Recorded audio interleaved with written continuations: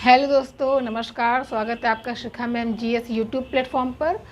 तो इसके पहले हम लोगों ने पढ़ा था कि विधेयक कैसे अधिनियम बनता है, कानून बनता है। देखिए, जितने भी पॉलिटी के हमने क्लास लिए हुए हैं वो सारे आपके ग्रुप डी से लेके सुपर टेट टीचिंग जितना भी है, TGT, PGT, group D, SSC, bank, railway, आपका पीसीएस, सबके लिए हम जीएस पढ़ा रहे हैं, है ना। तो आप प्लेलिस्ट बना हुआ है, आप जाके पूरी क्लास को देखिएगा, ठीक है। इसके पहले विधेयक कैसे कानून बनता है इस पे चर्चा हम लोग कर लिए थे। आज हम लोग पढ़ेंगे कि वीटो पावर क्या होता है और धन विधेयक क्या होता है, ठीक है। इसके पहले की क्लास अगर आप देखेंगे तभी आपको ये क्लास समझ में आएगी, वरना समझ में नहीं आएगा, ठीक। तो इसके पहले विधेयक क्या होता है इस पर हम लोगों ने चर्चा कर लिया था। अभी हम लोग पढ़ेंगे वीटो पावर क्या होता है, ठीक है। क्या पढ़ेंगे? Veto power. चलिए, वीटो पावर, ठीक है। वीटो पावर के बारे में संविधान के अनुच्छेद 111 में बताया गया है।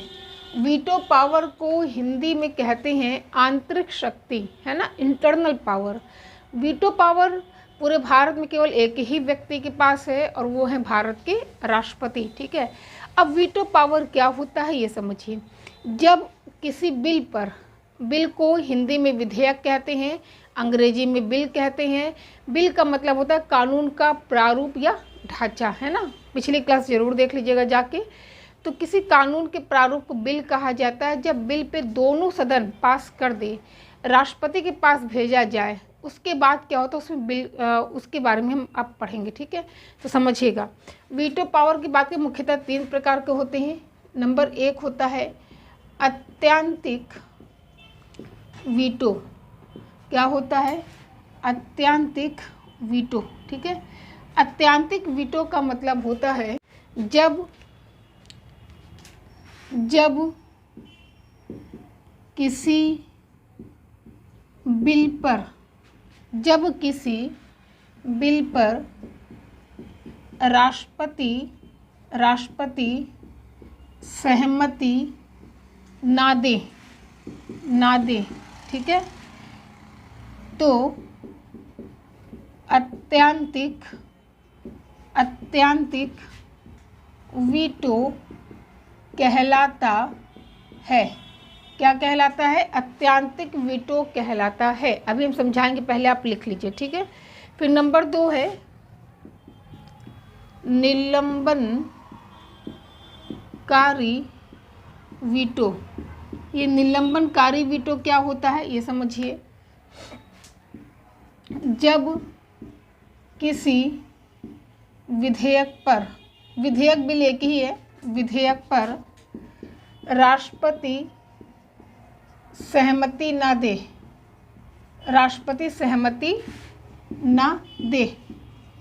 पुनः विचार के लिए संसद को, बहुत इंपॉर्टेंट टॉपिक है, ध्यान समझिएगा, संसद को दोबारा भेज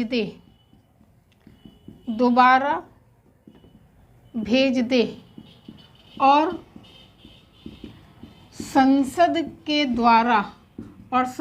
के द्वारा बिना विचार के विधेयक राष्ट्रपति के पास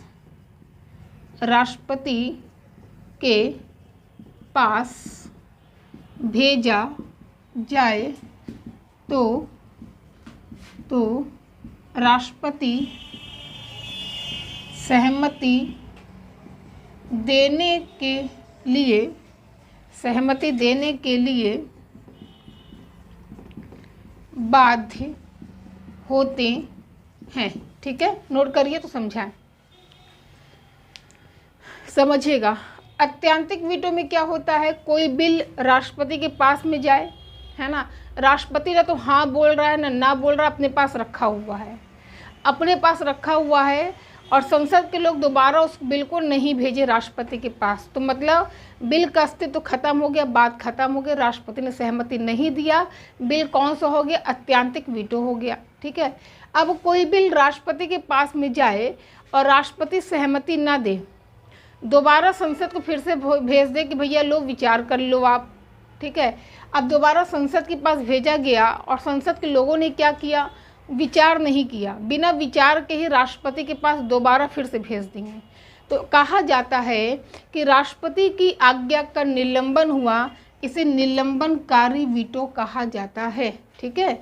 वैसे कोई समय सीमा की बाउंडेशन नहीं है, अमेरिका वगैरह में 10 दिन का लिमिटेशन होता है, यहाँ पे ऐसे कोई बाउंडेशन नहीं है, ठीक। ये हो गया, मतलब ऐसे स्थिति में राष्ट्रपति को सहमति देना मतलब बाध्य हो जाएगा, उनको सहमति देनी ही पड़ेगी, ठीक है। फिर तीसरा है पॉकेट या जेबी वीटो। पॉकेट या जेबी वीटो, ठीक है। पॉकेट मतलब भी जेब और जेबी मतलब भी जेब होता है, ठीक। पॉकेट या जेबी वीटो ये क्या होता है। पॉकेट मतलब भी जेब, मोबाइल रखने वाले स्थान को जेब कहा जाता है, सभी को पता है ना। अब क्या होता है, जब किसी बिल पर, जब किसी विधेयक पर राष्ट्रपति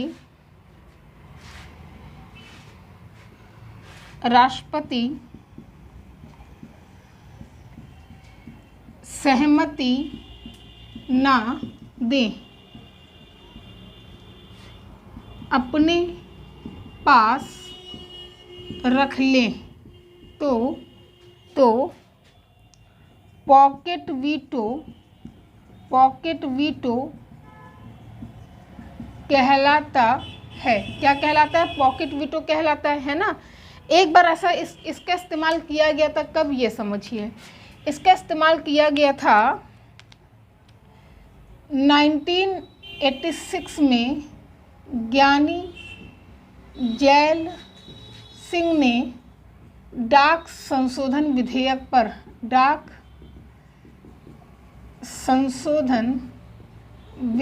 पर पॉकेट वीटो का प्रयोग किया था। क्या किया था, डाक संशोधन विधेयक पर पॉकेट वीटो का प्रयोग किया था, ठीक है।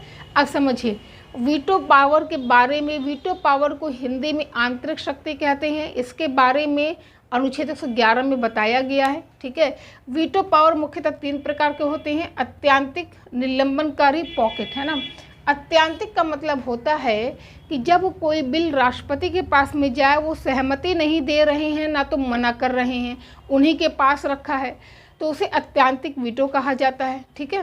बात खत्म हो गई, सहमति नहीं देना, बात खत्म, बिल का प्रारूप खत्म, अस्तित्व खत्म। निलंबनकारी वीटो, जब किसी विधेयक पर राष्ट्रपति सहमति ना दे, अपने पास रख ले, है ना।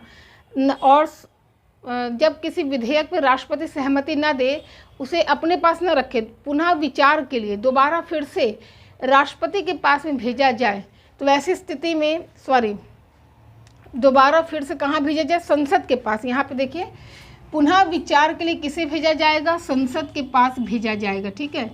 पहले समझिएगा, राष्ट्रपति ने सहमति नहीं दिया, दोबारा विचार के लिए कहाँ भेज दिया, संसद भेज दिया, और संसद के लोगों ने क्या किया, बिना विचार किए फिर से बिल को राष्ट्रपति के पास भेज दिया, तो ऐसी स्थिति में राष्ट्रपति सहमति देने के लिए क्या हो जाएगा, तो आप कहेंगे बाध्य हो जाता है, ठीक है, उनको सहमति देनी ही पड़ेगी।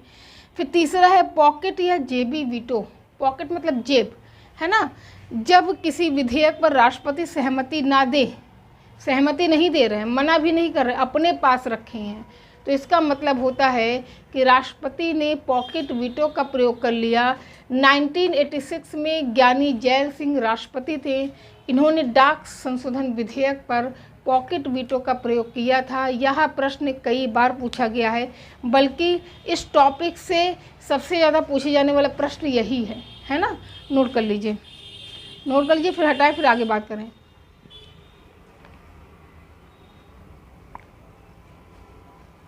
चलिए आगे बात करते हैं।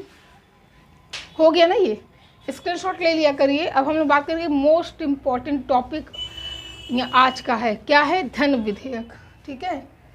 क्या है, धन विधेयक। चलिए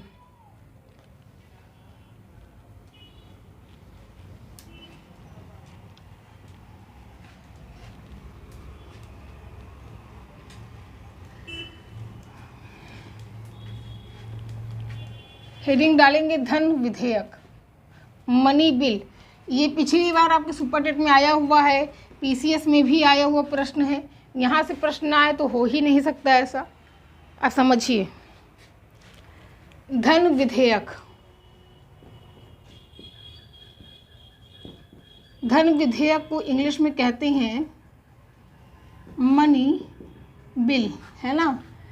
अनुच्छेद 110 में बताया गया है। अब अगर पूछा जाए प्रश्न कि धन विधेयक शब्द को किस अनुच्छेद में परिभाषित किया गया है, तो अनुच्छेद 110। याद करने का सिंपल तरीका, हम क्या करेंगे, हम मनी से लेंगे एम और ओ, ठीक है। हमने एम ले लिया और ओ ले लिया, है ना। अब हमें क्या करना है, हम आपको याद करने का तरीका बता रहे हैं, ठीक है। हमें ये करना है कि हम यहाँ से इसको डिलीट कर देंगे। जब हम इसको डिलीट कर देंगे तो कितना बन गया, 110 बन गया। माने कि धन विधेयक शब्द को अनुच्छेद 110 में परिभाषित किया गया है ना। अब ये होता क्या है पहले ये समझ लीजिए, ठीक है। तो समझिएगा, पॉइंट में समझिएगा। भारत सरकार द्वारा बाहरी सरकार से उधार लिया गया धन, ठीक, संचित निधि से निकाला गया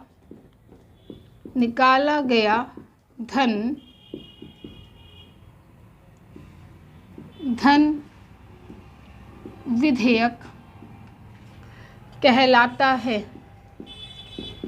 धन विधेयक कहलाता है। मोस्ट इम्पॉर्टेंट, नोट कर लीजिए क्या होता है ये, मोस्ट इम्पॉर्टेंट है। चलिए समझिएगा, भारत सरकार द्वारा, है ना, भारत सरकार कोई बाहरी देश की सरकार से कोई धन उधार ले रही है। मतलब धन उधार लेने का सेंस आप ऐसे समझिए कि भारत में 2022 में बुलेट ट्रेन बन के तैयार हो जाएगा ठीक है। और बुलेट ट्रेन के लिए जो कर्ज लिया गया है वो किससे लिया गया है, जापान की सरकार से लिया गया है। तो इस तरह से अगर कोई कर्ज लिया जाता है तो उसे धन विधेयक कहा जाएगा। या तो भारत की संचित निधि, है ना, भारत की संचित निधि से निकाला गया धन क्या कहलाएगा, धन विधेयक कहलाता है। हम आपको बताएंगे कि संचित निधि क्या है, ये सारी निधियां जितनी हैं सब आपको बताएंगे इसके बारे में, ठीक है। तो ये समझ गए ना। अब धन विधेयक के बारे में और चीज़ों को समझिए। अगला पॉइंट, अनुच्छेद 109 में धन विधेयक को पारित करने का उल्लेख है और अनुच्छेद 110 में धन विधेयक शब्द को परिभाषित किया गया है, ठीक है। एक एक लाइन पेपर में पूछा गया है, समझिएगा ध्यान से, देख लीजिए आप लोग। देखिए धन विधेयक क्या होता है, तो भारत सरकार द्वारा बाहरी सरकार से उधार लिया गया धन क्या कहलाता है, धन विधेयक कहलाता है ना। अनुच्छेद 109 में क्या कहा गया है, 109 कम पूछता है, 110 ज़्यादा आता है। तो धन विधेयक को पारित करने के बारे में बताया गया है, ठीक है। अनुच्छेद 110 धन विधेयक को पारित करने के बारे में बताया गया है, 109 पारित करने के बारे में बताया गया है। और अनुच्छेद 110 में क्या कहा गया है, धन विधेयक शब्द को परिभाषित किया गया है, ठीक है। धन विधेयक शब्द को परिभाषित किया गया है, ठीक है, नोट कर लीजिए। अब आगे समझिए, कोई विधेयक धन विधेयक होगा कि नहीं यह निर्णय कौन करता है। अगला पॉइंट, एक एक लाइन आपके पेपर में पूछा गया है, ठीक है। चलिए आगे समझिए। कोई विधेयक धन विधेयक है कि नहीं यह निर्णय लोकसभा अध्यक्ष करते हैं, ठीक है। कोई विधेयक धन विधेयक है कि नहीं यह निर्णय कौन करता है, लोकसभा अध्यक्ष करते हैं, ठीक है। अब अगला पॉइंट, धन विधेयक को लाने से पहले राष्ट्रपति की सहमति जरूरी है, ठीक है। धन विधेयक को लाने से पहले किसकी सहमति जरूरी है, राष्ट्रपति की सहमति जरूरी है, ठीक है। अभी हम एक एक लाइन आपको समझाएंगे, ठीक। देखिए प्रश्न आता है कि कोई विधेयक धन विधेयक होगा कि नहीं यह निर्णय कौन करता है, तो आप कहेंगे कि कौन करता है, लोकसभा अध्यक्ष करता है। कोई विधेयक धन विधेयक है कि नहीं यह निर्णय कौन करेगा, लोकसभा अध्यक्ष करता है। फिर प्रश्न आता है कि धन विधेयक को लाने से पहले किसकी सहमति अनिवार्य है, तो आप कहेंगे, यहाँ बिल हमने अंग्रेजी में लिख दिया है ना, धन विधेयक को लाने से पहले राष्ट्रपति की सहमति अनिवार्य है। किसकी सहमति, राष्ट्रपति की सहमति अनिवार्य है। अब अगला प्रश्न क्या बनता है ये समझिए, ठीक है। चलिए अगला समझिए, अगला पॉइंट, धन विधेयक को पहले लोकसभा में लाते हैं, तत्पश्चात राज्यसभा में लाया जाता है। नोट कर लीजिए, मोस्ट इम्पॉर्टेंट है। कई बार ये प्रश्न आया है कि धन विधेयक को सबसे पहले कहाँ लाते हैं, तो आप कहेंगे लोकसभा में लाते हैं, ठीक है। धन विधेयक को सबसे पहले कहाँ लाते हैं, लोकसभा में लाते हैं। उसके बाद कहाँ लाएंगे, तो आप कहेंगे राज्यसभा में लाते हैं। पहले लोकसभा फिर राज्यसभा में लाते हैं, ठीक है। नोट कर लीजिए, फिर आगे बताएं। अब देखिए स्क्रीनशॉट ले लीजिए, पूरा नोट्स बनाइए। यूपी पीसीएस से लेके super TET, UP TET, C TET, लेखपाल, बीएड, जिसमें भी पॉलिटी आएगा आपको मेरा नोट्स 99% काम करेगा, लाभकारी आपके लिए होगा। एकदम आराम से नोट्स बनाइए, वो सब कुछ बताएंगे जो आपके पेपर के लिए महत्वपूर्ण है, ठीक है। चलिए, तो अगर पूछा जाए कि धन विधेयक क्या होता है, तो इतना याद रखिए, सरकार उधार लेगी धन तो धन विधेयक कहलाएगा। संचित निधि से निकाला जाएगा धन तो धन विधेयक कहलाएगा। धन विधेयक को 109 में पारित करने के बारे में बताया गया है और 110 में धन विधेयक शब्द को परिभाषित किया गया है, ठीक है। चलिए आगे समझ लीजिए, इसको हटा देते हैं, अब हम फिर आगे बात करते हैं।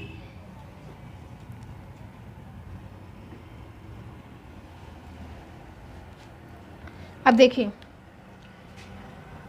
राज्यसभा के सदस्य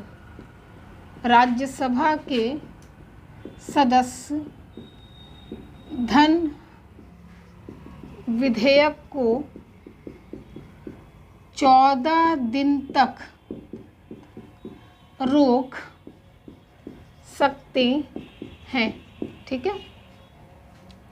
आपके सुपर टेट में प्रश्न आया हुआ है कि धन विधेयक को राज्यसभा के सदस्य 14 दिन तक रोक सकते हैं। कितने दिन तक रोक सकते हैं, तो आप कहेंगे 14 दिन या 2 हफ्ते तक रोक सकते हैं, ठीक है। देखिए होता क्या है, लोकसभा में पहले जाएगा फिर राज्यसभा आएगा। राज्यसभा क्यों भेजते हैं, तो आप कहेंगे राज्यसभा में सुझाव के लिए, राज्यसभा में धन विधेयक सुझाव के लिए, ठीक है, सुझाव के लिए भेजा जाता है। ठीक, किस लिए भेजा जाता है? जैसे क्या होता है कि घर में जब आप कोई एस्टिमेट बनाइए, है ना, कोई ब्यौरा बनाइए, तो कभी कभी आपके दिमाग से चीज़ें छूट जाती है, तो अगला अगर मेंबर्स उसको पढ़ता है तो वो बताता है कि फ़लानी चीज़ को जोड़ लीजिए, है ना, फला चीज़ को भी ऐड कर लीजिए। तो ठीक वही काम राज्यसभा करता है। लोकसभा पूरा बिल तैयार कर लेगा, सुझाव के लिए राज्यसभा भेज देगा। अगर राज्यसभा को लगता है कि भैया कुछ छूट गया है, कोई सुझाव देना है तो दे सकता है, और मान लीजिए सुझाव नहीं दे रहा है तब भी उसको पावर है कि केवल 14 दिन तक, है ना, केवल 14 दिन तक बिल को रोक सकता है। अगर पास नहीं किया, भेजा नहीं लोकसभा, तब भी बिल पास माना जाएगा। ठीक है, क्या होगा? तब भी बिल पास माना जाएगा। धन विधेयक के संदर्भ में राज्यसभा के अधिकार बड़े सीमित हैं। इनका काम केवल सुझाव देना है, ज़्यादा और कुछ नहीं। ठीक है, ये दे या ना दे, धन विधेयक पास माना ही जाएगा, क्योंकि धन विधेयक पर सहमति तो पहले ही राष्ट्रपति ने दे दिया था, है ना। तो धन विधेयक क्या होता है? उधार लेना है, संचित निधि से धन निकालना। कोई विधेयक धन विधेयक है कि नहीं, लोकसभा का अध्यक्ष निर्णय करेगा। धन विधेयक को लाने से पहले राष्ट्रपति की सहमति जरूरी है। धन विधेयक पहले लोकसभा में आएगा, फिर राज्यसभा में आएगा। ठीक है, उम्मीद है कि आपको ये क्लास बहुत अच्छी लगी होगी। हमने बहुत ही सरल तरीके से आपको समझाया है। अब हम लोग मिलेंगे अगली क्लास में, कल अगली क्लास रहेगी। चलिए आज के लिए इतना ही। बस आपसे एक ही गुरु दक्षिणा हमको चाहिए, मेरी वीडियो को अधिक से अधिक आप शेयर करिए। मेरा वादा है कि हम आपको, मेरा जितना हम बता रहे हैं वो सब आपके पेपर में पूछा जाएगा। ठीक है, तो चलिए हम लोग मिलते हैं अगली क्लास में। आज के लिए इतना ही। नमस्कार।